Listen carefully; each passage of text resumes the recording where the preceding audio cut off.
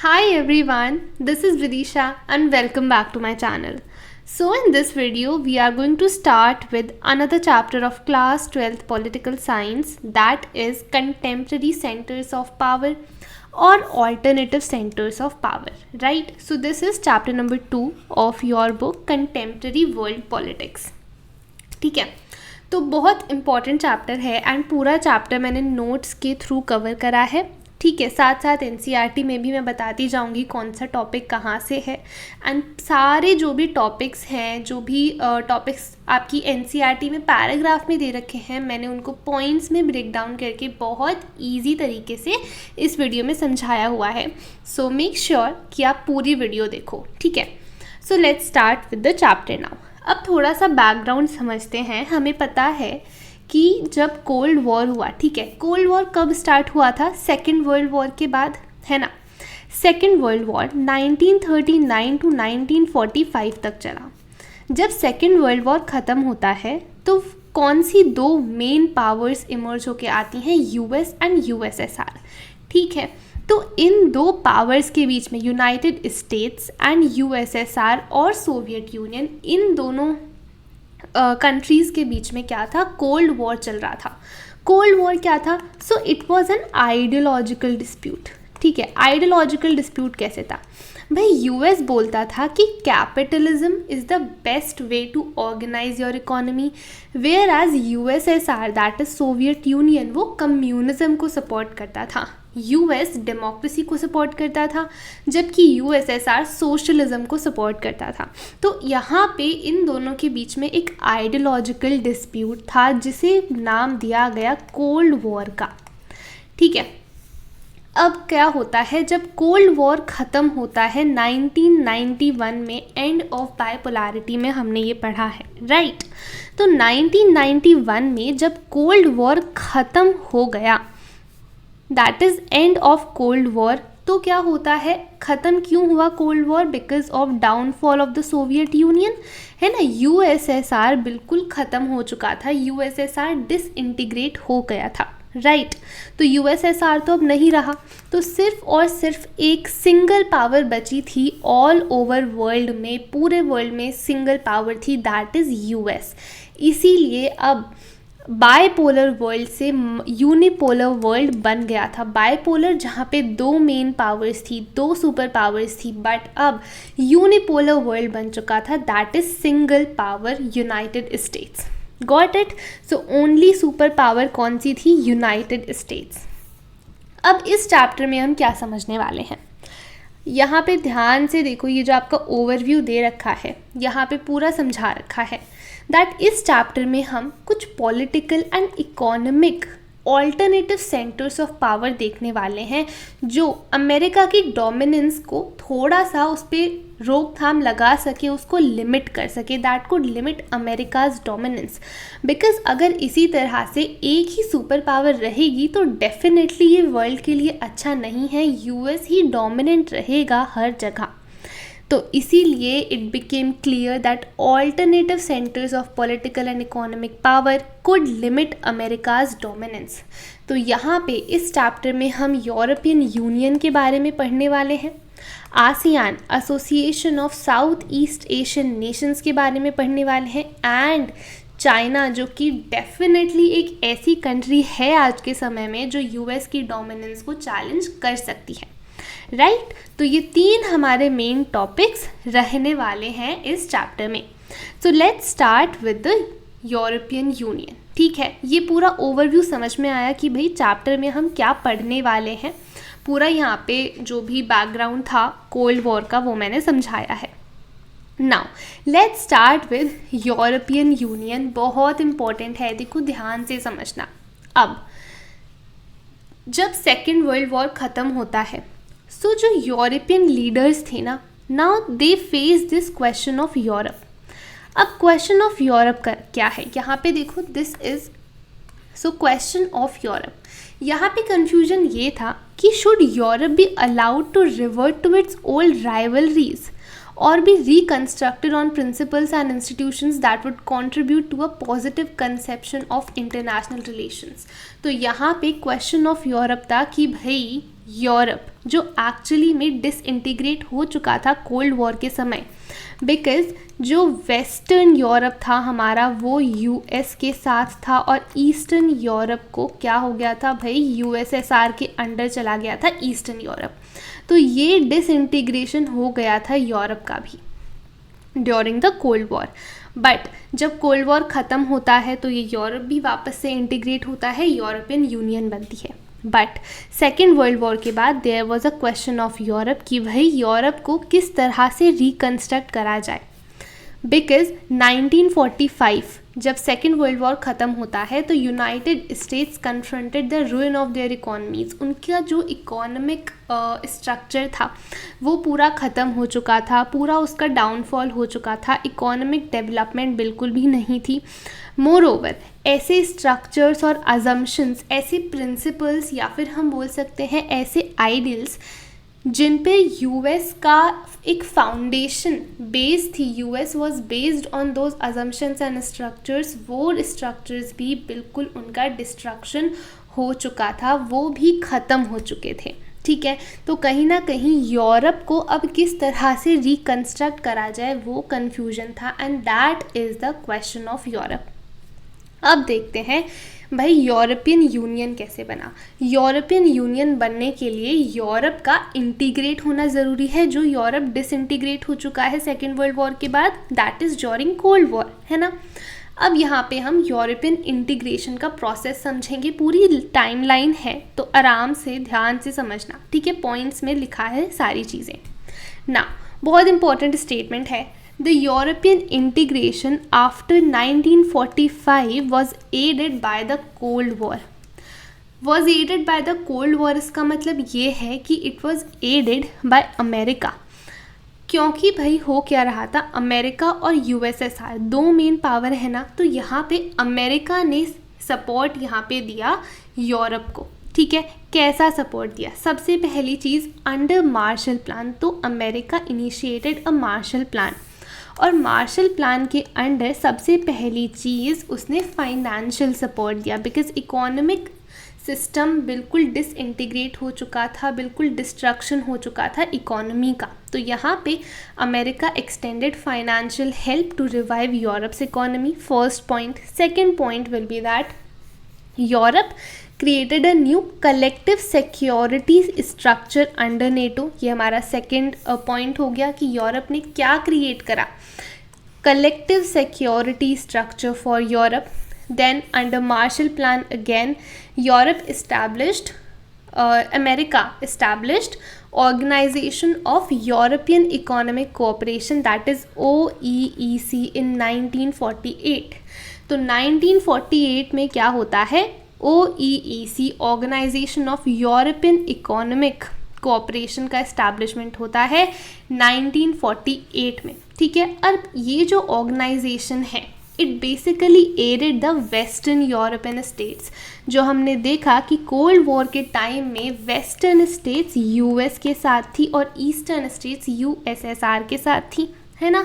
तो इस ऑर्गेनाइजेशन ने वेस्टर्न यूरोपियन स्टेट्स को काफ़ी हेल्प करा, जहाँ पे वो अपने ट्रेड और इकोनॉमिक इश्यूज़ को डिस्कस कर सकते थे, उनको रिजॉल्व कर सकते थे, उन पे बेसिकली कोऑपरेशन कर सकते थे ट्रेड और इकोनॉमिक इश्यूज़ पर, राइट। 1948 के बाद 1949 में काउंसिल ऑफ यूरोप इस्टेब्लिश होती है, ठीक है। और ये जो काउंसिल ऑफ यूरोप है इसने एक ऐसा फोरम, एक ऐसी ऑर्गेनाइजेशन थी that allowed European states for political cooperation, भाई पॉलिटिकल कोऑपरेशन करने में मदद करी। यहाँ पे हमने देखा OEEC ट्रेड और इकोनॉमिक इश्यूज़ को यहाँ पे देख रही है, और council of Europe brought a political dimension to this whole process of European integration. समझ में आया? 1949 के बाद 1957 में यूरोपियन इकोनॉमिक कम्युनिटी स्टैब्लिश होती है, और इकोनॉमिक कम्युनिटी के बाद यूरोपियन पार्लियामेंट भी स्टैब्लिश होता है। समझ में आया? तो यहाँ पे आप देखो इकोनॉमिक के साथ साथ पॉलिटिकल डायमेंशन भी आती जा रही है यूरोपियन इंटीग्रेशन में। Got it? अब 1991 में जब सोवियत ब्लॉक का डिसइंटीग्रेशन हो जाता है, कोल्ड वॉर ख़त्म हो जाता है, तो जो ईस्ट यूरोपियन स्टेट्स थी ना, जो यूएसएसआर के अंडर थी, अब वो वहाँ से यूएसएसआर से डिसइंटीग्रेट हो रही हैं और काफ़ी सारी स्टेट्स ने जो यूएस बेस्ड सिस्टम था कैपिटलिज्म का, डेमोक्रेसी का, उसको फेवर करा, है ना। तो यही सोवियत ब्लॉक के डिसइंटीग्रेशन ने एक पेस जो था, एक और पुश दे दिया यूरोपियन इंटीग्रेशन को, और ज़्यादा ये जो यूरोपियन इंटीग्रेशन का प्रोसेस है ये और फास्ट हो गया, राइट। अल्टीमेटली 1992 में फिर यूरोपियन यूनियन की इस्टेब्लिशमेंट हो जाती है, ठीक है। So European Union was established in 1992. Now this European Union, this particular organization EU, it laid the foundation for common foreign and security policy, है ना। अब जो यूरोपियन स्टेट्स हैं, they can cooperate on foreign and security policy, then cooperation on justice and home affairs, as well as they can create a single currency, right. तो यहाँ पे देखो किस तरह से अब यूरोपियन यूनियन का फॉर्मेशन हो चुका है, समझ में आया। अब हो क्या रहा है, यूरोपियन यूनियन जहाँ स्टार्टिंग में एक इकोनॉमिक यूनियन की तरह फंक्शन कर रही थी, धीरे धीरे वो पॉलिटिकल ऑर्गेनाइजेशन, पॉलिटिकल यूनियन में ट्रांसफॉर्म होती जा रही थी। ऐसा हम क्यों कह रहे हैं, बिकॉज धीरे धीरे ना यूरोपियन यूनियन ने नेशन स्टेट की तरह बिहेव करना स्टार्ट कर दिया था। ऐसा हम क्यों बोल रहे हैं कि भाई नेशन स्टेट की तरह ये बनती जा रही है ईयू। पहली चीज़, it had its own flag, भाई खुद का फ्लैग था। यहाँ पे देखो यूरोपियन यूनियन का फ्लैग, पूरा डिस्क्रिप्शन बहुत इंपॉर्टेंट है। So the circle of gold stars, it stands for solidarity, ठीक है। This circle of gold stars, it stands for solidarity and harmony between the peoples of Europe, right. It has 12 stars as the number 12 is traditionally the symbol of perfection, completeness and unity. और ये 12 stars हैं इस flag में, ठीक है। और ये जो 12 नंबर है ना, इसे बोला जाता है that this is a number of perfection, completeness and unity, ठीक है। तो हम क्या बोल रहे थे कि भाई नेशन स्टेट की तरह क्यों अब ये एक्ट करना शुरू कर दिया है। पहली चीज़, it has its own flag, then own anthem, it also had a founding date, own currency, then it also started making its common foreign and security policy. Now foreign and security policy के साथ साथ European union ने क्या करना शुरू करा कि भाई it tried to expand its area of cooperation to new members, कि नए members को भी इंटीग्रेट कर सके यूरोपियन यूनियन में, है ना। और पर्टिकुलरली ये न्यू मेंबर्स कहाँ से लेना चाहती थी, सोवियत ब्लॉक से। ऐसे यूरोपियन स्टेट्स जो सोवियत यूनियन के डिसइंटीग्रेशन के बाद वहाँ से अलग होके यूएसएसआर से डिसइंटीग्रेट हो रहे थे, ऐसे नए मेंबर्स को वो ईयू में इंटीग्रेट करना चाहती थी। यहाँ तक पूरा क्लियर है, समझ में आया।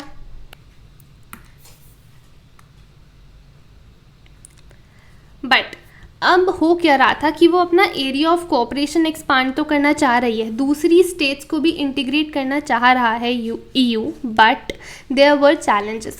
पहली चीज़, जो ये जो नई मेंबर्स को वो इंटीग्रेट करना चाह रहे हैं, वहाँ के जो लोग थे वो नहीं चाहते थे कि भाई उनकी जो गवर्नमेंट है उसकी पावर ईयू के हाथ में, यूरोपियन यूनियन के हाथ में जाए, है ना। So people were not willing to give powers of their own governments to EU. Another thing is that reservations about including some new countries within EU.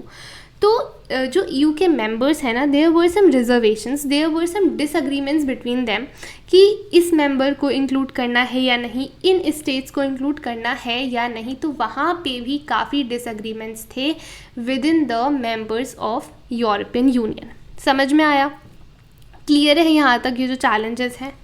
अब हम पढ़ेंगे expanding influence of European union. ठीक है, तो यहाँ देखो बहुत important है. The EU has economic, political and diplomatic and military influence. ठीक है, सो economic influence, political influence, diplomatic influence and military influence. चारों पॉइंट्स बहुत अच्छे से डिटेल में पढ़ेंगे. सबसे पहले हम स्टार्ट करते हैं इकोनॉमिक इन्फ्लुएंस से. ठीक है, now EU is the world's second biggest economy. Right after US, it is the second biggest economy and it is projected to be $19.35 trillion by 2024. Right तो इकोनॉमी काफ़ी बड़ी है, पहला पॉइंट हो गया। दूसरा पॉइंट हो गया कि भाई इकोनॉमिक इन्फ्लुएंस इतनी ज़्यादा क्यों है, बिकॉज यूरो जो EU की करेंसी है ना, this is the currency of Europe, ठीक है। ये जो यूरो है it can pose a threat to the dominance of US dollar. भाई US डॉलर की डोमिनेंस को ये यूरो चैलेंज कर सकता है। Third point will be that world trade में जो इसका शेयर है ना वो US से भी ज़्यादा है, तो ऑब्वियसली जो भी ट्रेड डिस्प्यूट्स होते हैं उसमें ये अपना जो व्यूज़ होते हैं वो असर्टिव तरीके से अच्छे से वहाँ पे चैलेंज कर सकती है जो चाइना और US के साथ जो भी ट्रेड डिस्प्यूट्स हैं, ठीक है। अपने व्यूज़ काफ़ी इफ़ेक्टिवली रख सकती है और सुने भी जाएंगे बिकॉज वर्ल्ड ट्रेड में शेयर बहुत ज़्यादा है। फोर्थ पॉइंट हो जाएगा इकोनॉमिक पावर की वजह से it has influence over it's neighbours also, for example Asia and Africa. So Asia Africa की जो पॉलिसीज़ हैं या फिर जो भी वहाँ के अफेयर्स हैं वहाँ पे भी काफ़ी ज़्यादा इन्फ्लुएंस है बिकॉज इकोनॉमिक पावर काफ़ी ज़्यादा है यूरोपियन यूनियन के पास। यहाँ तक पूरा समझ में आया। Fifth point will be that it is an important block in international organizations, for example WTO. So World Trade Organization में ना it is one of the most important member of various international organizations such as WTO, World Trade Organization. समझ में आया यहाँ तक पूरा। अब हम बात करेंगे पॉलिटिकल एंड डिप्लोमेटिक रिलेशंस की, ठीक है, पॉलिटिकल एंड डिप्लोमेटिक इन्फ्लुएंस की। पहला पॉइंट, फ्रांस एक मेंबर है EU का, ठीक है। It is a permanent member in UN security council. Permanent member तो है फ्रांस, ठीक है, साथ ही साथ काफ़ी सारे नॉन परमानेंट मेंबर भी हैं यूनाइटेड नेशन सिक्योरिटी काउंसिल में, ठीक है। अब UN is basically United Nations. जो यूनाइटेड नेशंस की सिक्योरिटी काउंसिल होती है ना उसमें 5 परमानेंट और 10 नॉन परमानेंट मेंबर्स होते हैं, राइट। तो इसमें से 5 सीट में से 1 सीट भाई फ्रांस की भी है और ये जो 10 नॉन परमानेंट मेंबर्स होते हैं यहाँ पर भी काफ़ी सारे EU के मेंबर्स हैं। Second, this enables EU to influence US policies. Exactly भाई US यूनाइटेड स्टेट्स की पॉलिसीज़ को भी इन्फ्लुएंस कर सकता है बिकॉज यूनाइटेड नेशंस की जो सिक्योरिटी काउंसिल है उसमें फ्रांस परमानेंट सीट होल्ड करता है, नॉन परमानेंट मेंबर्स भी हैं, है ना। तो फॉर एग्जाम्पल भी यहाँ पे देखो एक इंस्टांस बता रखा है that it was enabled to influence US position on Iran's nuclear programme, ठीक है। यहाँ पे भी जो US की पोजीशन थी उसको ऑल्टर, उसको मॉडिफाई, उसको इन्फ्लुएंस आराम से यूरोपियन यूनियन कर सकता है।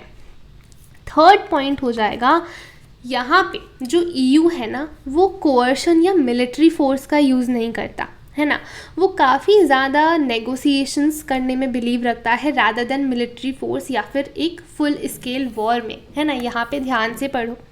It's use of diplomacy, economic investments and negotiations rather than coercion and military force has been effective in the case of dialogue with China on human rights and environmental degradation, है ना। तो China के साथ जो भी यहाँ पे कुछ अग्रीमेंट्स होनी थी या फिर हम बोल सकते हैं जो भी बातचीत थी ह्यूमन राइट्स या फिर एनवायरमेंटल डिग्रेडेशन में, अच्छे से काफ़ी ज़्यादा इफ़ेक्टिवली वो अपने कंसर्न्स यहाँ पे रख पाता है because of the use of negotiations rather than coercion. समझ में आया। तो काफ़ी पीसफुल तरीके से वो काफ़ी सारे इश्यूज़ पर कोऑपरेट करता है EU, ठीक है। तो ये होती है political and diplomatic influence, right. Now will move on to military influence. काफ़ी ज़्यादा मिलिट्री इन्फ्लुएंस भी है, देखो ध्यान से देखना। Second largest armed forces EU की हैं, ठीक है, सेकेंड लार्जेस्ट, काफ़ी बड़ी बात है। देन वो जो डिफेंस पे स्पेंड करता है, जो भी डिफेंस पे बजट उसका स्पेंड होता है, it is the second largest in the world, right. Apart from this France holds nuclear Arsenal of about 335 nuclear warheads, है ना। तो काफ़ी बड़ी मिलिट्री पावर भी है ईयू, बिकॉज यहाँ पे आप देख सकते हो जिस तरह का एक लेवल है कि भाई सेकंड लार्जेस्ट आर्म्ड फोर्स है, सेकंड लार्जेस्ट यहाँ पे उसका बजट है डिफेंस फोर्सेस पर, है ना। Apart from this, EU is the second most important source of space and communication technology, right? तो obviously all over world भी काफ़ी ज़्यादा important है EU, है ना। तो यहाँ पे होती है इसकी मिलिट्री इन्फ्लुएंस। अब हम देखेंगे कुछ चैलेंजेस जो EU फेस करता है। चैलेंजेस कैसे हैं, ध्यान से देखना। पहली बात, काफ़ी सारी मेंबर स्टेट्स ऐसी हैं that have their own foreign and defence relations, है ना। जहां हमने देखा कि EU common foreign and security policy बनाना चाहता है, बट विद इन ईयू कुछ मेंबर स्टेट्स अपनी खुद की foreign and security policy, foreign and diplomatic या फिर डिफेंस रिलेशंस फॉलो करती हैं, ईयू की रिलेशंस, ईयू के जो पॉलिसीज़ हैं उन्हें फॉलो नहीं करती, राइट। यहाँ पे आप ध्यान से पढ़ो कि Britain's prime minister Tony Blair was America's partner in Iraq invasion. भाई इराक इन्वेजन में ये जो ब्रिटेन के पीएम है ये अमेरिका के पार्टनर थे। मोर ओवर काफ़ी सारे जो ईयू के नए मेंबर्स थे ना, they were involved in this coalition of willing, जो कि यूएस ने इनिशिएट करा था, जबकि Germany and France they opposed American policy, है ना। तो हम देख सकते हैं कि विद इन स्टेट्स जो उनकी पॉलिसीज़ हैं वो काफ़ी बार कॉन्ट्रडिक्टरी टू ईच अदर है, एक दूसरे की ही पॉलिसीज़ को फेवर नहीं करते या फॉलो नहीं करते, है ना। काफ़ी बार ऑपोजिट पॉलिसीज़ भी हैं, तो ये बहुत इंपॉर्टेंट एक चैलेंज है ईयू के लिए। Second is euro scepticism.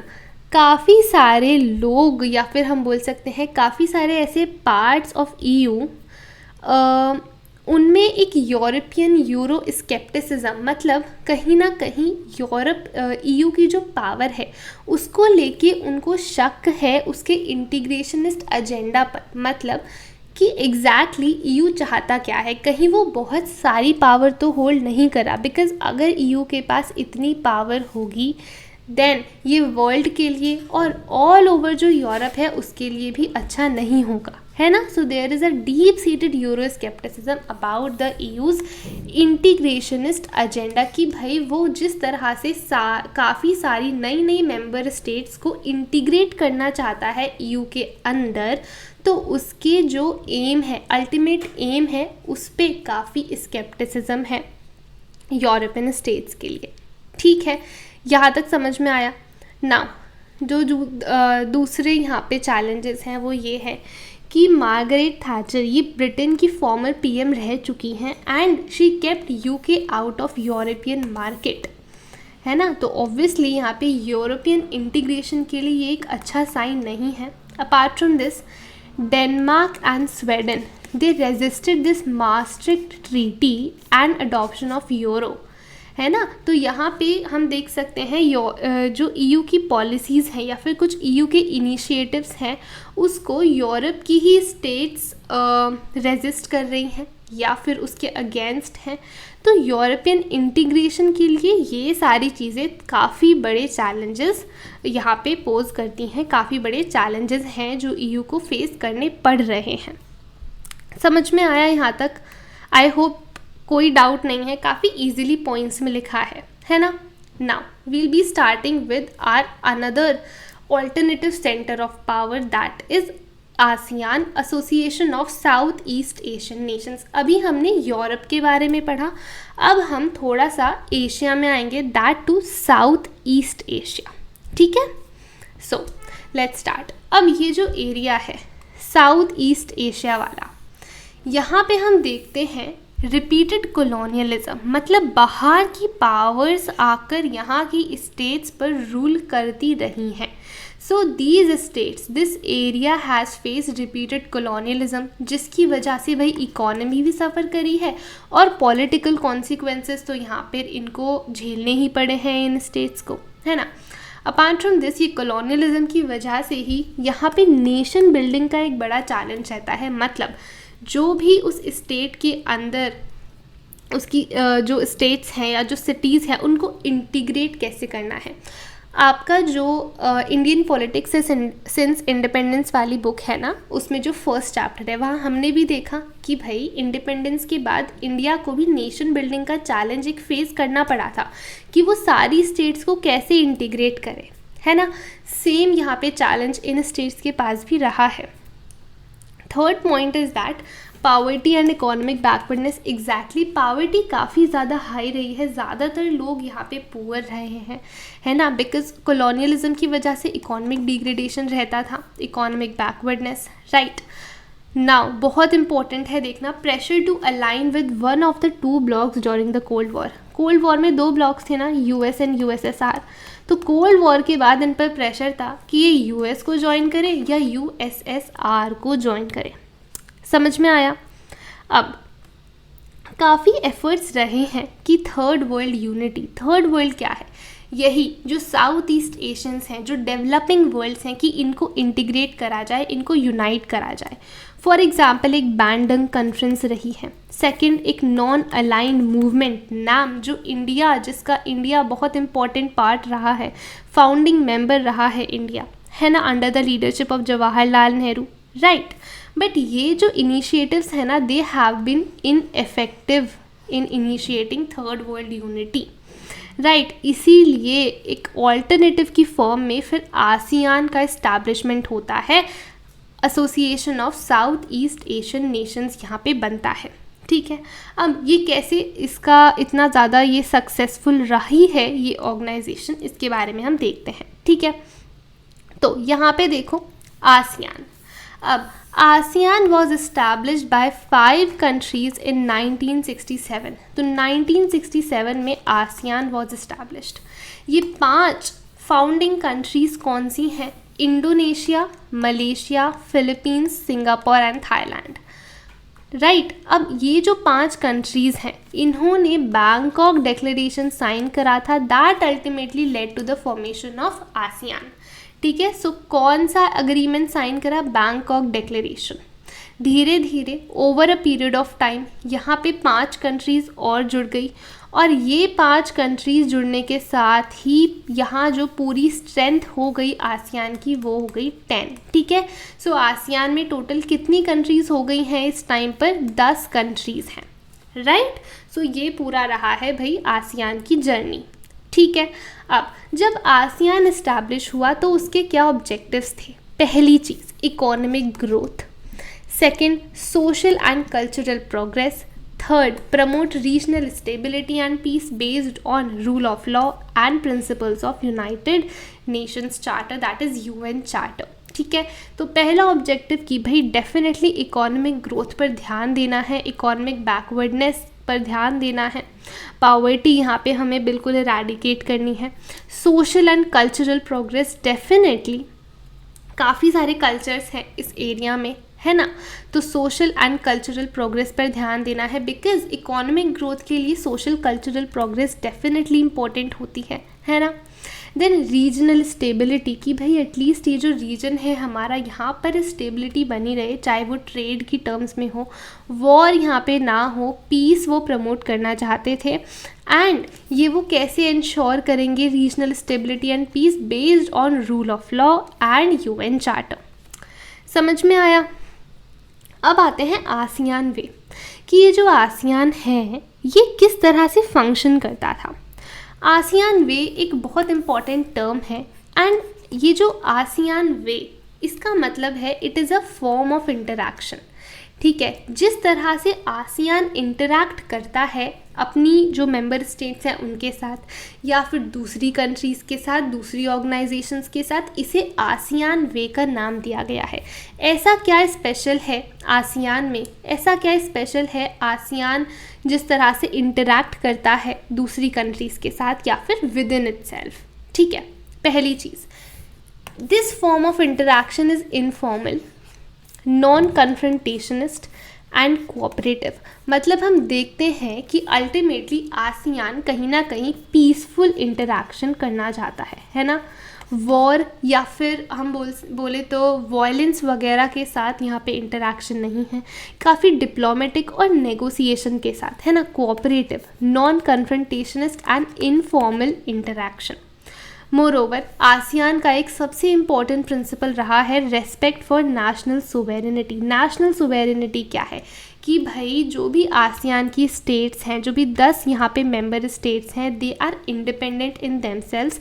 बाहर के नेशंस, दूसरे नेशंस एक दूसरे के जो भी नेशनल अफेयर्स होते हैं उनमें इंटरप्ट नहीं करेंगे, उनमें इंटरफेयर नहीं करेंगे। दैट इज़ व्हाट यहाँ पे बोला गया है, रेस्पेक्ट फॉर नेशनल सोवेरेनिटी, कि भाई उस पर्टिकुलर नेशन को अपने नेशन के लिए जो भी करना है they are free to do, right. बाहर से कोई भी यहाँ पर इंटरफेरेंस नहीं रहेगी, ठीक है।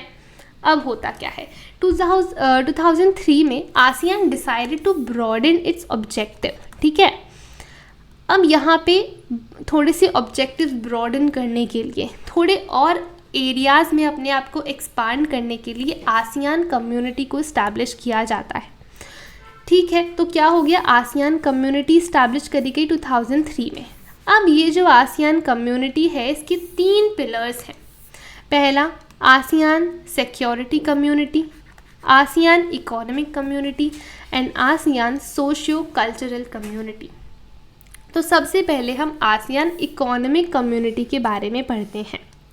नाउ आसियान जो security, okay, ASEAN security community, right. So जो आसियान सिक्योरिटी कम्युनिटी है, पहली बात ये इंश्योर करती है ये कम्युनिटी कि जो टेरिटोरियल डिस्प्यूट्स हैं, ठीक है, ये फुल स्केल वॉर में कन्वर्ट ना हो। They should not be escalated into armed confrontation. हमें बिल्कुल भी वॉयलेंट तरीके से वॉर्स वगैरह नहीं करने हैं। टेरिटोरियल डिस्प्यूट अगर सॉल्व करने हैं तो वो कोऑपरेशन के थ्रू, डेलिब्रेशन के थ्रू, डिस्कशन के थ्रू करने हैं, ठीक है। कोई भी आर्म्ड कन्फ्रंटेशन नहीं होनी चाहिए। मोरओवर 2003 में ये जो मेंबर स्टेट्स हैं आसियान की, they have signed various agreements. काफ़ी सारे अग्रीमेंट्स इन्होंने साइन करे जहाँ पे इन्होंने ये प्रॉमिस करा कि we will uphold these principle, हम इन प्रिंसिपल्स को फॉलो करेंगे। ये कौन से प्रिंसिपल्स हैं? पहला कि भाई peace, we will uphold peace, we will ensure peace. Neutrality, biasness नहीं रहनी चाहिए किसी कंट्री की तरफ। Cooperation, they will cooperate on various issues, है ना। नॉन इंटरफेरेंस, जैसा हमने देखा, नेशनल सोवेरेनिटी को रेस्पेक्ट करना, respect for national differences and sovereignty. तो यहाँ पे ये अग्रीमेंट्स के थ्रू उन्होंने प्रॉमिस करा कि हम इन प्रिंसिपल्स को फॉलो करेंगे। समझ में आया?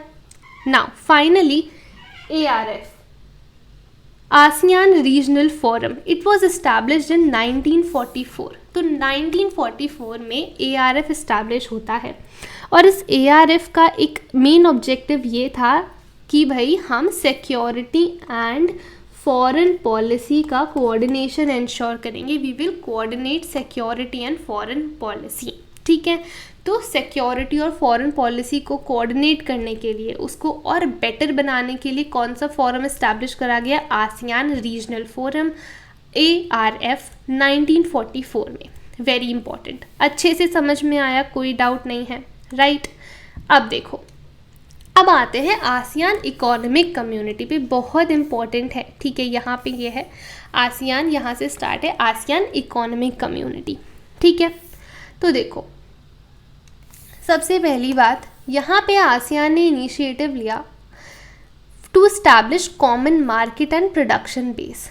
जो आसियान की स्टेट्स हैं उनके लिए एक कॉमन मार्केट और प्रोडक्शन बेस जो उसके इकोनॉमिक डेवलपमेंट के जो ऑब्जेक्टिव है उसमें काफ़ी ज़्यादा हेल्प करेगा, इकोनॉमिक डेवलपमेंट को और बूस्ट करेगा ये common market and production base, ठीक है। एक कॉमन मार्केट और एक ही प्रोडक्शन बेस, ताकि भाई प्रोडक्शन भी एक्सपांड हो सके, है ना। सेकंड यहाँ पे पॉइंट देखो, aid social and economic development, very important. Economic community ने सोशल एंड इकोनॉमिक डेवलपमेंट पर ध्यान दिया। Third, it wanted to improve ASEAN dispute settlement mechanism, कि भाई जिस तरह से जो आसियान स्टेट्स में जो डिस्प्यूट्स होते हैं उनको सेटल करा जाता है, उस मैकेनिज्म में थोड़ा सा इम्प्रूवमेंट लाया जाए ताकि और एफिशिएंटली ये जो इकोनॉमिक डिस्प्यूट्स हैं इनको सेटल करा जा सके, ठीक है। उसके बाद it also led to the creation of free trade area, that is FTA, free trade area for investment, labour and services. ये फ्री ट्रेड एरिया जो होते हैं, यहाँ पे इन्वेस्टमेंट, लेबर, सर्विसेज, ये एरियाज़ दूसरी कंट्रीज़ को भी अलाउ करते हैं जो आसियान स्टेट्स हैं वहाँ पर इन्वेस्ट करने के लिए, बिकॉज़ उनकी इन्वेस्टमेंट से उनको काफ़ी ज़्यादा फ़ायदा होता है इन फ्री ट्रेड एरिया में, है ना। बिकॉज़ अगर हम फ्री ट्रेड एरिया की बात कर रहे हैं तो कहीं ना कहीं यहाँ पे ट्रेड रिलेशंस काफ़ी ज़्यादा एक्सपांड होंगे, इकोनॉमिक डेवलपमेंट भी बढ़ेगी, राइट। तो ये समझ में आया, फ्री ट्रेड एरिया एक बहुत इंपॉर्टेंट पार्ट है आसियान इकोनॉमिक कम्युनिटी का, राइट। अब देखो आसियान सोशो कल्चरल कम्युनिटी, तो आसियान डेफिनेटली एक बहुत इम्पॉर्टेंट रीजनल ऑर्गेनाइजेशन है ना, बिकॉज साउथ ईस्ट एशिया, है ना, this is the particular region जहाँ पे आसियान बना है, जिसकी स्टेट्स आसियान को कॉन्स्टिट्यूट करती हैं, है ना।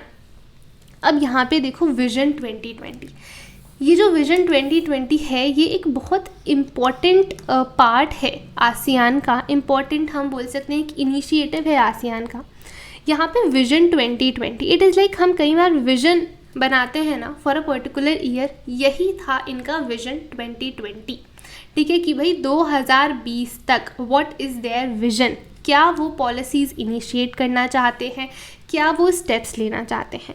ये जो इनका विजन 2020 था, जो भी इन्होंने इसमें सोचा, जो भी इनके इसमें गोल्स थे, it described an outward looking role for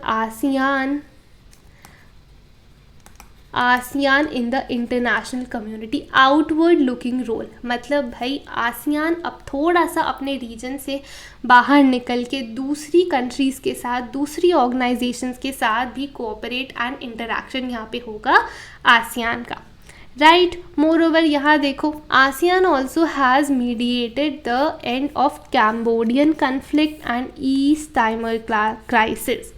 समझ में आया। तो जो दूसरे कंट्रीज़ में जो कन्फ्लिक्ट हो रहे हैं वहाँ भी आसियान एक इम्पॉर्टेंट रोल प्ले कर रहा है। तो कहीं ना कहीं हम देख सकते हैं it is a successful organisation, successful regional organisation in this area of South East Asia, right. Now ASEAN की जो स्टेट्स हैं they also meet regularly to discuss East Asian cooperation, है ना। तो ऑब्वियसली ये जो रेगुलर मीट्स हैं और vision 2020 this particular ASEAN way, ASEAN form of interaction, these all factors are very important points जो हमें अपने आंसर में ऐड करने होंगे that led to the success of ASEAN, ठीक है। अब हम पढ़ेंगे इंडिया एंड आसियान। तो इनिशियली इंडिया ने आसियान पर इतना ध्यान नहीं दिया, ठीक है। जो इंडिया की फॉरेन पॉलिसी थी इतना ध्यान नहीं दिया, बट धीरे धीरे आसियान एक इम्पॉर्टेंट ट्रेडिंग और इन्वेस्टमेंट पार्टनर की तरह इमर्ज हुई है ना। जैसा हमने देखा कि भाई common market, common production base, free trade area, तो इम्पॉर्टेंट तो है ही ये आसियान, है ना। तो इसीलिए यहाँ पे जब कोल्ड वॉर के दौरान इंडियन फॉरेन पॉलिसी ने इतना अटेंशन नहीं दिया था, बट उसके बाद इंडिया ने यहाँ पे ध्यान दिया है and in recent year it has made amends to its foreign policy को थोड़ा चेंज करा है। आसियान की तरफ इंडियन फॉरेन पॉलिसी ने ध्यान दिया है and India has signed trade agreements with 3 ASEAN members, ठीक है। कौन से 3 मेंबर्स हैं ये? Malaysia, Singapore and Thailand. तो ये 3 मेंबर्स के साथ ट्रेड अग्रीमेंट साइन करा है इंडिया ने, ठीक है। उसके बाद 2010 में ASEAN India free trade area भी सेटअप करा गया। Moreover ASEAN also provides a political forum for Asian countries to discuss their political and security concerns, है ना। ये एक ऐसा फोरम है, एक ऐसी ऑर्गेनाइजेशन है जो सारी एशियन कंट्रीज़ को अलाउ करता है कि एग्जैक्टली यहाँ पे हम बैठ के अपने पॉलिटिकल और सिक्योरिटी कंसर्न्स को डिस्कस कर सकते हैं, उन पर कोऑपरेट कर सकते हैं। Got it? So now we'll be starting with the next topic of this chapter, the rise of Chinese economy, है ना। तो ऑब्वियसली हमें पता है कि भाई चाइना बहुत इम्पॉर्टेंट पावर है आज के समय में, जो डेफिनेटली यूएस की डोमिनेंस को चैलेंज कर सकती है ना। So China has been the fastest growing economy since the reforms began there. Reforms कब शुरू हुए, क्या रिफॉर्म्स थे, सारी चीज़ हम डिटेल में पढ़ेंगे.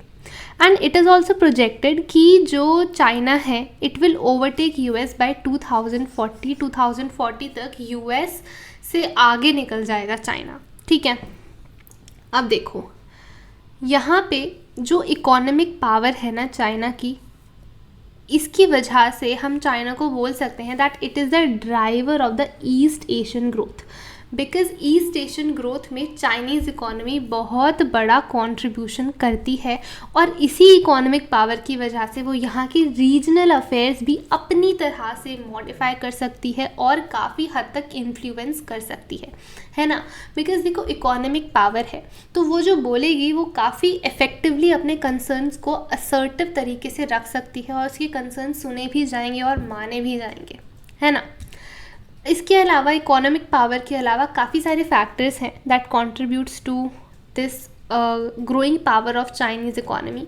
तो यहाँ पे वो आपके सारे फैक्टर्स दे रखे हैं, सो लेट्स स्टडी दैम. तो पहला फैक्टर इज़ डेफिनेटली पॉपुलेशन, काफ़ी ज़्यादा है ना.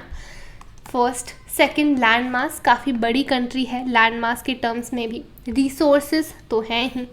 फोर्थ इज़ रीजनल लोकेशन, उसकी लोकेशन काफ़ी इंपॉर्टेंट है. And fifth is political influence. ठीक है, तो ये 5 कारण हैं, 5 फैक्टर्स हैं apart from economic integration, economic power, जो चाइना को एक काफ़ी बड़ी इकोनॉमी बनाते हैं, काफ़ी इंपॉर्टेंट एक पावर बनाते हैं for all over the world. ठीक है, नाउ हम बात करते हैं भाई जब कम्युनिस्ट रिवॉल्यूशन होता है चाइना में अंडर द लीडरशिप ऑफ माओ, उसके बाद फाइनली एक सेटअप होता है, फाइनली इंसेप्शन होता है, इस्टेब्लिशमेंट होता है पीपल्स रिपब्लिक ऑफ चाइना का 1949 में. ठीक है, अब ये जो पीपल्स रिपब्लिक ऑफ चाइना है यहाँ पे क्या होता है, अब कम्युनिस्ट गवर्नमेंट, ठीक है, कम्युनिज्म को यहाँ पे फॉलो करा जाता है, नॉट कैपिटलिज्म जो कि यूएस में फॉलो होता था, राइट. सो यहाँ पे जब पीपल्स रिपब्लिक ऑफ चाइना का इस्टेब्लिशमेंट हो जाता है तो सोवियत मॉडल पर अब इकोनॉमी यहाँ पे बनाई जाती है चाइना की, मतलब कम्युनिस्ट इकोनॉमी. ठीक है, यहाँ पे कम्युनिज्म को फॉलो किया जाता है रादर देन कैपिटलिज्म, है ना. बिकॉज सोवियत सिस्टम, जो सोवियत यूनियन था यूएसएसआर, वो क्या फॉलो करता था, कम्युनिज्म को फॉलो करता था. तो सबसे पहले चाइना ने क्या करा कि जो भी कैपिटलिस्ट वर्ल्ड के साथ उसकी लिंक्स थी बिल्कुल काट दी, ख़त्म कर दी. ठीक है, कैपिटलिस्ट वर्ल्ड के साथ, वेस्टर्न स्टेट्स के साथ, यूएस के साथ अब कोई लिंक नहीं है. इसकी वजह से, क्योंकि अब देखो यूएस के साथ, कैपिटलिस्ट स्टेट्स के साथ अब कोई लिंक नहीं है, कोई रिलेशंस नहीं है, तो या तो उसको अब अपने खुद के रिसोर्सेज यूज़ करने पड़ेंगे. उसके पास 2 ही ऑप्शन है. ठीक है, खुद के रिसोर्सेज को भाई यूज़ करो, जो भी आपको सेटअप करना है खुद के रिसोर्सेज से करना है, या फिर कुछ लिमिटेड टाइम तक वो सोवियत एड पर सोवियत एड पर डिपेंडेंट रहता था कि भाई सोवियत यूनियन काफ़ी थोड़े से लिमिटेड टाइम तक चाइना को सपोर्ट कर देगी. ये 2 अब ऑप्शंस थे, यही 2 तरीके थे जिससे अब चाइना की इकोनॉमी चल सकती थी. तो अब चाइना का जो यहाँ पे मॉडल रहा है, क्या एम रहा है इस इकोनॉमिक मॉडल का, कम्युनिस्ट इकोनॉमिक मॉडल का. तो यहाँ पे चाइना बेसिकली एक state owned heavy industrial sector का क्रिएशन करना चाहती थी. ठीक है, स्टेट ओन्ड की भाई ओनर कौन रहेगा, स्टेट रहेगा. कैपिटलिज्म तो है नहीं, है ना, कम्युनिज्म है, मतलब सारी चीज़ें स्टेट के अंडर आती हैं. So state owned heavy industrial sector, that too ये इंडस्ट्रियल सेक्टर किस चीज़ से डेवलप करेंगे, from the capital accumulated from agriculture. भाई एग्रीकल्चर से जो कैपिटल जनरेट होती है उससे हम इंडस्ट्रियल सेक्टर का क्रिएशन करेंगे. ठीक है, अब बिकॉज देखो फॉरेन एक्सचेंज नहीं है, शॉर्ट ऑफ फॉरेन एक्सचेंज, तो बाहर से कोई टेक्नोलॉजी, कोई साइंस, कोई गुड्स वगैरह अब वो इम्पोर्ट नहीं कर सकता. तो इसीलिए चाइना के पास सिर्फ एक ऑप्शन बच गया था कि भाई डोमेस्टिक गुड्स प्रोड्यूस करे, चाइना में ही गुड्स प्रोड्यूस करे, जो भी इम्पोर्ट आने थे, ठीक है, जो भी चीज़ें इम्पोर्ट के थ्रू आनी है वो वहाँ पे सब्सटीट्यूट करे इम्पोर्ट्स को by the production of domestic goods. ठीक है, तो यहाँ पे अब डोमेस्टिक प्रोडक्शन इंक्रीज होती है बिकॉज इंडस्ट्रियल सेक्टर यहाँ पे बनाना है चाइना को। ठीक है, अब ये जो इकोनॉमिक मॉडल रहा है of creation of state own heavy industrial sector, इसके कुछ एडवांटेजेस भी रहे हैं, इसके डिसएडवांटेजेस भी रहे हैं। ये आपके यहाँ पे ठीक है एडवांटेजेस दे रखे हैं, इसके नेक्स्ट पेज पे हम डिसएडवांटेजेस भी देखेंगे। तो देखो एडवांटेजेस क्या रहे हैं। पहली चीज़, large scale industrial economy. China में डेफिनेटली जो लार्ज स्केल इंडस्ट्रियल इकोनॉमी यहाँ पे डेवलप हो रही थी, बिकॉज देखो अब वो डोमेस्टिक गुड्स ही प्रोड्यूस कर रहे हैं, इंपोर्ट भी नहीं कर रहे, तो इंडस्ट्रीज़ तो सेटअप करनी है, तो काफ़ी लार्ज स्केल पर अब इंडस्ट्रियल डेवलपमेंट यहाँ पे हो रही है। दूसरी बात, चाइना यहाँ पे एम्प्लॉयमेंट, सोशल वेलफेयर यहाँ पे इंश्योर कर पा रहा है अपने सिटीजन्स को कि भाई सिटीजन्स के पास एम्प्लॉयमेंट भी है, सोशल वेलफेयर भी हो रहा है, एजुकेशन भी इम्प्रूव हो रही है, हेल्थ भी इम्प्रूव हो रही है इस इकोनॉमिक मॉडल से। More over economic growth rate भी काफ़ी अच्छा है, 5 to 6% है ना। तो ये यहाँ पे एडवांटेजेस है कि भाई ठीक है कहीं ना कहीं ग्रोथ तो हो रही है, एम्प्लॉयमेंट है, एजुकेशन है, हेल्थ है। बट डिसएडवांटेजेस भी है, जहाँ पे इकोनॉमिक ग्रोथ हो रही है 5 से 6% की, वहीं पे पॉपुलेशन ग्रोथ भी हो रही है 2 से 3% की। अब ये जो इकोनॉमिक ग्रोथ है it is not sufficient to sustain this population growth. Population बढ़ती जा रही है जबकि उतनी ज़्यादा इकोनॉमिक ग्रोथ नहीं हो रही कि भाई इतनी बढ़ती पॉपुलेशन को एक अच्छी लिविंग वो इंश्योर कर सके। ठीक है, मोरोवर एग्रीकल्चरल प्रोडक्शन इतनी नहीं थी कि कुछ सरप्लस प्रोड्यूस कर सके इंडस्ट्रियल सेक्टर के लिए, है ना। एग्रीकल्चरल प्रोडक्शन भी लिमिटेड थी, इतनी ज़्यादा नहीं थी कि भाई जो भी रूरल इकॉनमी है उसको भी सस्टेन कर ले और सरप्लस भी प्रोड्यूस हो जाए, एक्स्ट्रा कुछ भी प्रोड्यूस हो जाए इंडस्ट्री के लिए, है ना। इंडस्ट्रियल प्रोडक्शन भी काफ़ी स्लो थी, फास्ट इंडस्ट्रियल प्रोडक्शन नहीं थी। इंटरनेशनल ट्रेड और पर कैपिटा इनकम बहुत ही लो थी। इंटरनेशनल ट्रेड भाई इंपोर्ट एक्सपोर्ट बहुत कम था, पर कैपिटा इनकम भी काफ़ी ज़्यादा कम थी। तो ये रहे हैं इस इकोनॉमिक मॉडल की डिसएडवांटेजेस। समझ में आया, ये पूरा क्लियर है। अब यहाँ से आता है कुछ major policy decisions taken by Chinese leadership. तो 1970s में अब यहाँ पे बहुत इम्पॉर्टेंट कुछ इकोनॉमिक डिसीजंस लिए जाते हैं। सबसे पहली चीज़ बहुत इम्पॉर्टेंट है, देखो यहाँ पे आपसे पूछा जा सकता है कि भाई चाइना ने अपनी इकॉनमी रिवाइव कैसे करी, तो आपको ये सारे पॉइंट्स यहाँ पे बताने हैं। पहली बात, it ended it's political and economic isolation. जो उसने वेस्टर्न कंट्रीज़ के साथ, कैपिटलिस्ट वर्ल्ड के साथ लिंक बिल्कुल ख़त्म कर दिए थे, अब वो लिंक्स फिर से इस्टेब्लिश कर रहा है। It establish relations with US in 1972, very important. Apart from this 1973 में premier Zhou Enlai announced this policy of 4 modernisation. ठीक है, 4 मॉडर्नाइजेशंस, मतलब 4 सेक्टर को अब मॉडर्नाइज करना है। कौन से सेक्टर हैं ये?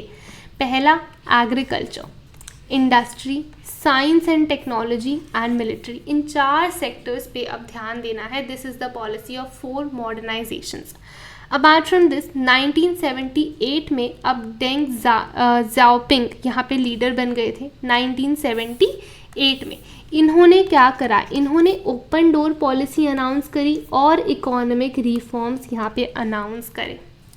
ठीक है, अब ये जो नई इकोनॉमिक पॉलिसी यहाँ पे आ रही है कि भाई 4 मॉडर्नाइजेशन है, open door policy, economic reforms.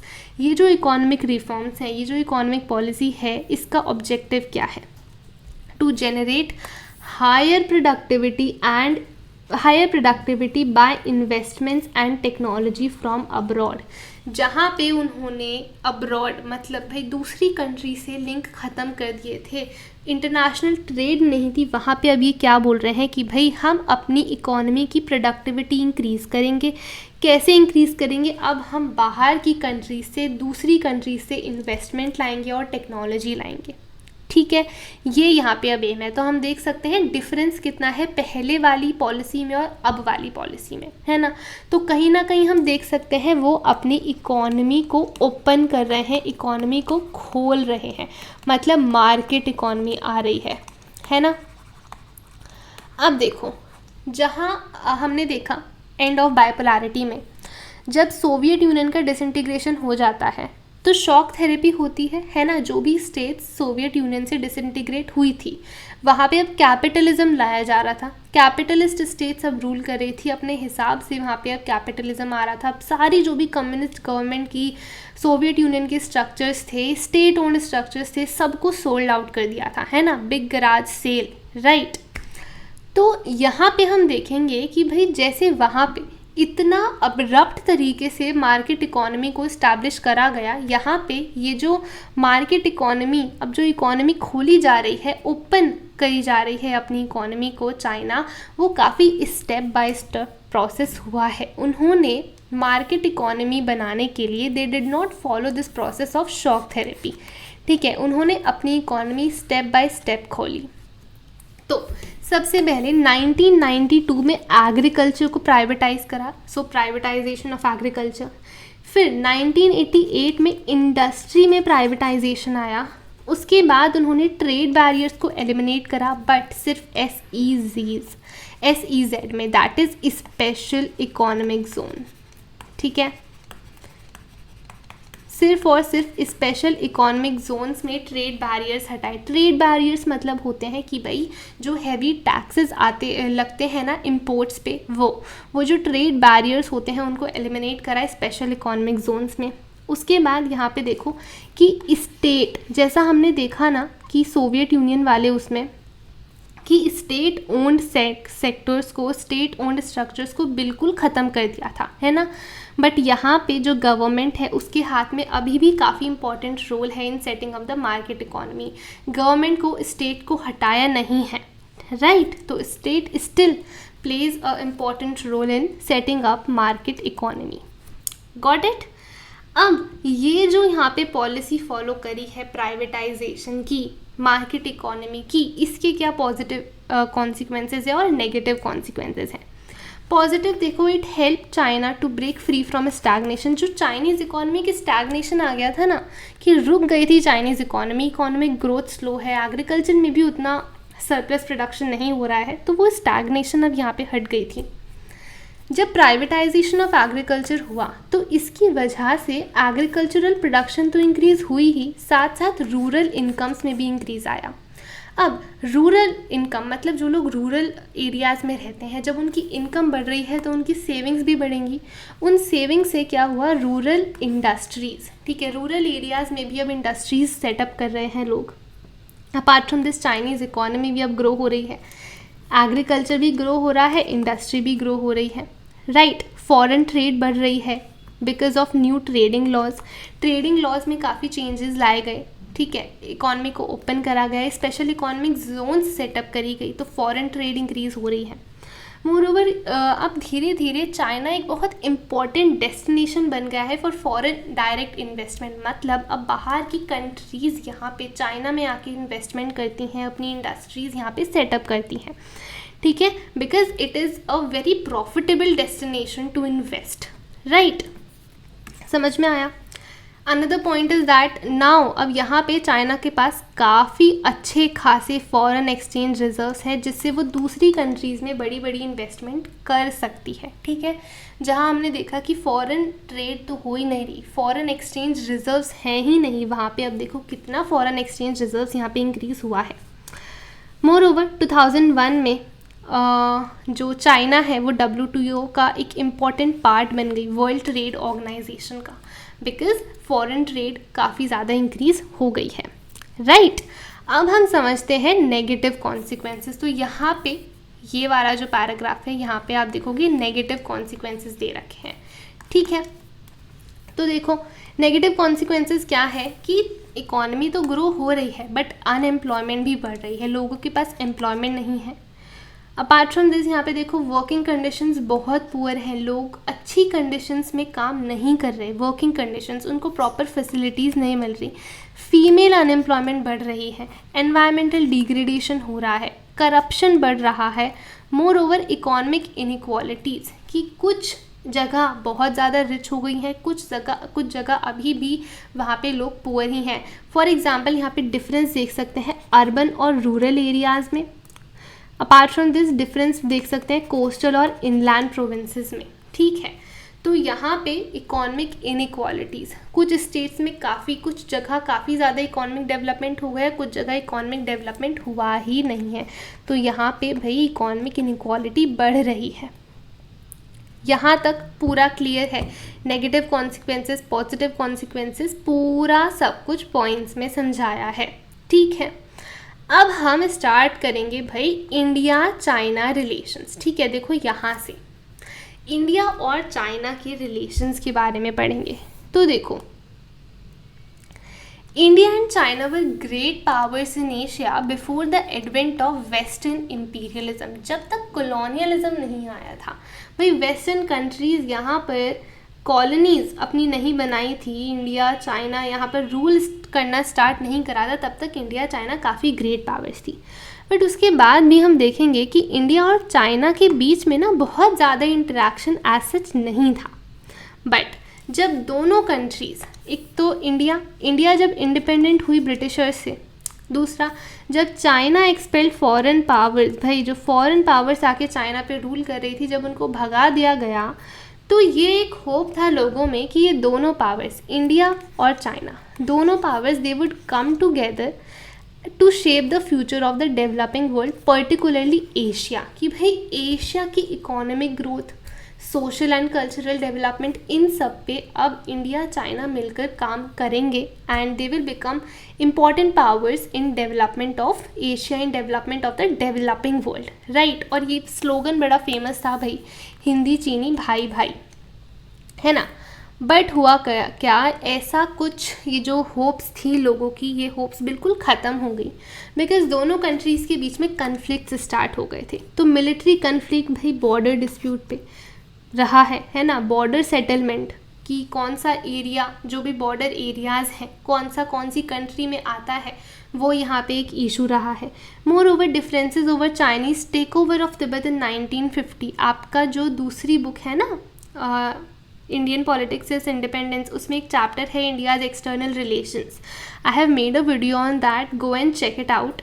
और उसमें पूरा समझाया है ये जो Chinese take over of Tibet हुआ है, किस तरह से 1950 में चाइना ने तिब्बत पर कब्ज़ा कर लिया था, और तिब्बत के लोग इस कब्ज़े को, ये जो टेक ओवर हुआ है, इसको काफ़ी ज़्यादा अपोज कर रहे थे। और यहाँ इंडिया का क्या रोल रहा है, कैसे चाइना और इंडिया के बीच में यहाँ पे कन्फ्लिक्ट हुआ, ठीक है, वो आप उस वीडियो से अच्छे से समझ सकते हैं। More over final settlement of Sino Indian border, obviously देखो भाई बॉर्डर सेटलमेंट यहाँ पे बड़ा इशू रहा है इंडिया चाइना के बीच में।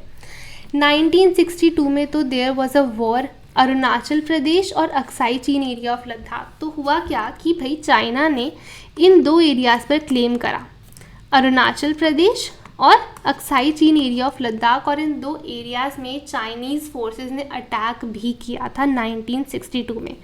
तो ये सारे कन्फ्लिक्ट्स रहे हैं इंडिया और चाइना के बीच में, ठीक है। अब तो 1976 तक तो रिलेशंस दोनों कंट्रीज़ के बीच में बहुत बेकार रहे हैं, बिल्कुल डाउनग्रेडेड, ठीक है, रिलेशंस बहुत अच्छे नहीं रहे। बट धीरे धीरे 1976 के बाद रिलेशंस इम्प्रूव हुए हैं। जब चाइना की पॉलिटिकल लीडरशिप में चेंज आया ना थोड़ा सा, तो चाइनीज़ पॉलिसी अब प्रैग्मेटिक होती गई, मतलब प्रैक्टिकली अब वो सोचती गई, और लेस आइडियोलॉजिकल। जहाँ पे वो चाइना एक पर्टिकुलर आइडियोलॉजी को लेके चल रही थी, सिर्फ उसी डायरेक्शन में सोच रही थी, अब चाइनीज़ लीडरशिप यहाँ पे काफ़ी ज़्यादा प्रैक्टिकल हो गई है। अब वो अग्री कर रही है कि हाँ भाई कुछ इश्यूज़ पे हम कोऑपरेट कर सकते हैं, है ना। They are ready to put off contentious issues and improve relations, that yes we can improve relations with India. So there has been a series of talks जो कि सेटअप करा गया है, सीरीज़ ऑफ टॉक्स स्टार्ट हुआ था to resolve the border dispute in 1981, ठीक है। Moreover जब कोल्ड वॉर ख़त्म हो जाता है तो इन दोनों कंट्रीज़ के रिलेशंस में एक स्ट्रेटेजिक और इकोनॉमिक डायमेंशन आ जाती है। कैसे आ जाती है अब ये आने वाली उसमें हम देखेंगे, ठीक है, आगे नोट्स में देखेंगे। बट ये पूरा समझ में आया किस तरह से चाइना की पॉलिटिकल लीडरशिप में चेंज होने की वजह से दोनों कंट्रीज़ के बीच में रिलेशंस इम्प्रूव हुए हैं, ठीक है। यहाँ पे समझो दिसंबर 1988 में राजीव गांधी चाइना गए थे, ही विजिटेड चाइना, तो यहाँ पे रिलेशंस और ज़्यादा स्ट्रॉन्ग हुए हैं। मोर ओवर दोनों कंट्रीज़ ने अग्रीमेंट साइन करे हैं regarding cultural exchanges and cooperation in science and technology. तो ऑब्वियसली काफ़ी सारे इश्यूज़ पर, काफ़ी सारे एरियाज़ पर वो साथ में काम भी कर रही हैं। Both the countries open 4 border post for trade, तो ट्रेड यहाँ पे इंक्रीज़ हो रही है। बायलैटरल ट्रेड काफ़ी ज़्यादा इंक्रीज़ हो गई है। यहाँ पे देखो आप कि दे हैव यहाँ पे, ठीक है, कि bilateral trade has been increase between India and China, ठीक है, यहाँ पे फिगर्स भी दे रखी हैं। समझ में आया? तो यहाँ पे इम्पॉर्टेंट है कि भाई अब ट्रेड रिलेशंस इम्प्रूव हो रहे हैं। आगे देखो, ग्लोबल लेवल पे, इंटरनेशनल लेवल पे ना दोनों कंट्रीज़ ने सिमिलर पॉलिसीज़ को अडॉप्ट करा है इन इंटरनेशनल इंस्टीट्यूशंस जैसे कि WTO, बिकॉज उनके ना काफ़ी सिमिलर कंसर्न्स रहे हैं, सिमिलर ऑब्जेक्टिव्स रहे हैं, है ना। और यहाँ पे बहुत इंपॉर्टेंट पॉइंट आता है, जब इंडिया ने न्यूक्लियर टेस्ट कंडक्ट करे ना 1998 में, तो ये बोलकर जस्टिफाई करा कि भाई हमने न्यूक्लियर टेस्ट इसलिए कंडक्ट करे हैं, हमारे लिए इसलिए इम्पॉर्टेंट हैं बिकॉज हमें चाइना से खतरा है। इसके बावजूद भी दोनों कंट्रीज़ के बीच में रिलेशंस स्मूथ चलते रहे हैं, कोई मेजर कन्फ्लिक्ट नहीं हुआ। यहाँ पे देखो कि भाई चाइना, ये देखा गया है चाइना ने पाकिस्तान के न्यूक्लियर प्रोग्राम के डेवलपमेंट में काफ़ी हेल्प करी है। मोर ओवर चाइना के जो मिलिट्री रिलेशंस हैं बांग्लादेश और म्यांमार के साथ, ये ना इंडिया के लिए अच्छे नहीं हैं। जो इंडियन गवर्नमेंट है वो बोलती है कि these relations are hostile to us, but still in issues से भी एज सच कोई बड़ा कन्फ्लिक्ट या वॉर नहीं हुआ है दोनों कंट्रीज़ के बीच में, ठीक है। मोर ओवर जो हमने देखा कि 1981 में सीरीज़ ऑफ टॉक्स एक करी गई थी कि भाई साथ में बैठ के डिस्कस करेंगे, डेलिबरेट करेंगे वेरियस इश्यूज़ पे, तो बाउंड्री डिस्प्यूट को रिजॉल्व करने के लिए भी ये जो डिस्कशंस हैं दे हैव बीन कंटिन्यूड। यहाँ पे कोई डिसरप्शन नहीं आया है इन इश्यूज़ के बावजूद भी। मोर ओवर अब काफ़ी बार दोनों कंट्रीज़ के लीडर्स अब विज़िट करते हैं एक दूसरे की कंट्री में, तो यहाँ पे रिलेशंस और अच्छे होते जा रहे हैं। दोनों कंट्रीज़ के बीच में ट्रांसपोर्टेशन इंक्रीज़ हुआ है, कम्युनिकेशन काफ़ी ज़्यादा डेवलप हुआ है। Moreover, both these countries, India and China, they have common economic interests and global concerns. Okay, so काफ़ी common इनके economic interest और concerns रहे हैं, एंड इसीलिए ही दोनों ने काफ़ी सारे इश्यूज़ पर, काफ़ी सारे एरियाज़ में कोऑपरेट करा है, साथ में इंटरनेशनल लेवल पर भी एक दूसरे को सपोर्ट किया है, ठीक है। So this was the last topic of this chapter, that is India China relations, and I hope पूरा चैप्टर अच्छे से समझ में आया है, ठीक है। सारे टॉपिक्स इसी तरह से देखो पॉइंट्स में नोट्स के थ्रू कवर करे हैं, तो ये नोट्स आपके लिए डेफिनेटली बहुत ज़्यादा हेल्पफुल हैं, ठीक है। बहुत लेंदी नोट्स नहीं है, राइट, और NCERT के साथ साथ भी समझाया है ना। So I hope you like this video, and if you did, then please hit the like button, subscribe to the channel and press the bell icon so that you can receive the updates of all my upcoming videos. Thanks for watching. See you in the next video. Till then, take care and bye bye.